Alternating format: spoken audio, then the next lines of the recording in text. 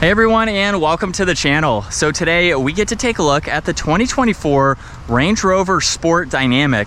This model is finished off in gray and the MSRP starts right around $92,000. We have a lot to go over for this luxury focused SUV.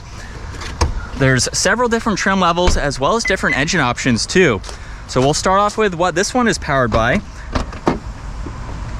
which is the 3-liter inline 6-cylinder turbocharged engine. This is paired to a 48-volt hybrid system along with the 8-speed automatic. It pumps out 355 horsepower, 395 pound-feet of torque. Sent through the 4-wheel drive system, it will propel this 5,000-pound SUV from 0 to 60 in just over 5 seconds. It has a top speed of 150 miles an hour. Now, as we work our way to the exterior styling, you'll notice a lot of gloss black for this model, which looks great with this gray. There's the Land Rover badge as well, forward-facing camera, sensor for the distance pacing, parking sensors as well. Very thin set for the housings there that match nicely with that upper grille. There's also plenty of cutouts in the lower section, and fog lights are tucked away on the lower corners there too. There's also gloss black trim accents and some nice lines up on the hood. Now this also has a set of 23-inch wheels with the brembo brakes, which are finished off in red just behind those. This does have the adaptive suspension. It will raise and lower to give you a better ground clearance if needed.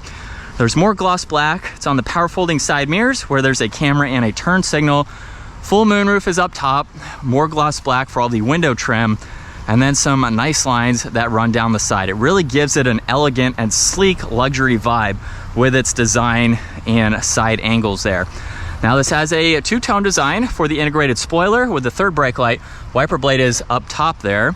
There's also a thin set of taillight housings with Range Rover and gloss black running through the middle of that power liftgate. There's a backup camera, parking sensors. This can even tow right around 7,700 pounds, and the dual exhaust is located down below too. Now you can use the button on the key fob or up underneath to open up the power liftgate, where this has a lot of space in the cargo section. There's also some nets, extra hooks. There's a 12-volt. You do get a little bit of storage under the floor, but this is where the full 23-inch wheel is stored, so you get a spare for this. You can also fold down these back seats, so they are automatic just by using these controls. And then you can also raise and lower the vehicle using these buttons here. So if you need a lower load height, you can push on those, and that makes it easier to load and unload items. And then as we work our way to the back seats, these door handles will pop out as I work my way to it. Beautiful red for this interior. This has the 29 speaker Meridian sound system. There's all of your seating controls, window adjustments, and then storage in that lower section, and a beautiful design for these seats. Now at 5'10", I have a good bit of space. There's vents in the middle. You have all of your adjustments here for your back seat passengers, as well as tons of auxiliaries down below. And then in the middle, you have a little bit of storage on the back and then cup holders on the front. So nice to see that, and a good bit of visibility. It's pretty open. I have plenty of headroom too, which is nice. And then the front door panel has all of the memory seating controls as well as the actual seat adjustments. There's your window controls, side mirror adjustments, and then more storage down below. And then as we start this up, that button is in the middle by itself. We have a two-tone design for the steering wheel, very large paddle shifters. On this right side, there's the heated steering wheel along with your distance pacing, cruise control settings. The left side, you have volume as well as your Bluetooth controls. And then you have these where you can actually change them to arrows, where now we can go through the gauge cluster. So you have a lot of information here that you can scroll through as needed. And then if you go back into it, you have the info panel where you have a lot more to scroll through. You can even go into a different display layouts. So for example, if you want to pull up the map, you can have that in full screen, so that is front and center. And then when you are done, you can go back in and put it into the normal setting. So you have a few different configurations for this and a lot of info that you can go through as needed. Now there's the liftgate release.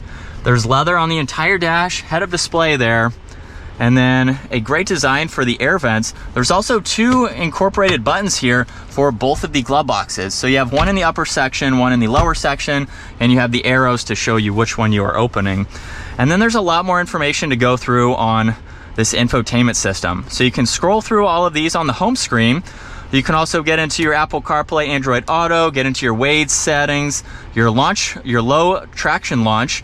You have your park assist, ride height, cabin lighting. There's quite a lot that you can go through. You have some shortcuts on the left side and the right side as well. There's a little bit of space with wireless charging in front of the shifter, where if we put this into reverse, you have the backup camera with the 360 view, so you have a lot of different angles that you can go through, including some off-road information that you can get into as well. There's drive and the sport mode, and then park is located to the right of that. Now there's also this cover where you have 2 cup holders, and then you can open this one more time where there's auxiliaries and some hidden storage. So you can very well hide items away in the middle there. You have a little bit of storage in the armrest there, and then garage door buttons and various settings for the camera system. So you can go through that and set it up as needed. And then up top, we have dome lights as well as controls for the sunshade and the sunroof. There's also a good bit of visibility, and you do get an armrest for the driver's side here, as well as the passenger. And then over the left shoulder, still very easy to see all around. And we'll drop it down to second gear again, give it a small acceleration. I'd say it definitely has a good bit of power. That was a mild acceleration, and we got up to speed. So even if you don't opt for the 8-cylinder, this still has a good bit of power to it.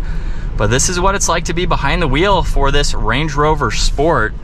A really nice interior. All of these materials are genuine, so for the price you are getting all of that quality. There's even a large storage bin underneath here that goes all the way to the passenger side, which is hidden away. But very nice materials for the price. Seats are really comfortable. We have that armrest that I mentioned earlier, so you can bring that down just to get a little bit more comfortable. It's about the height of the armrest, so interesting to have that when you could just use the armrest there. But nonetheless, super comfortable to drive, and one that would be a great daily driver if you just want that luxury SUV.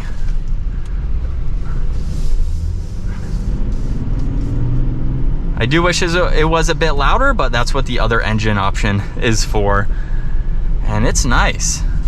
Not much else to say with it. It'd be cool to have this for a week to really test it out and see what it's like on a daily basis. But for the driving I'm doing today, it seems like a really nice place to be. And we'll do one last acceleration for today's video.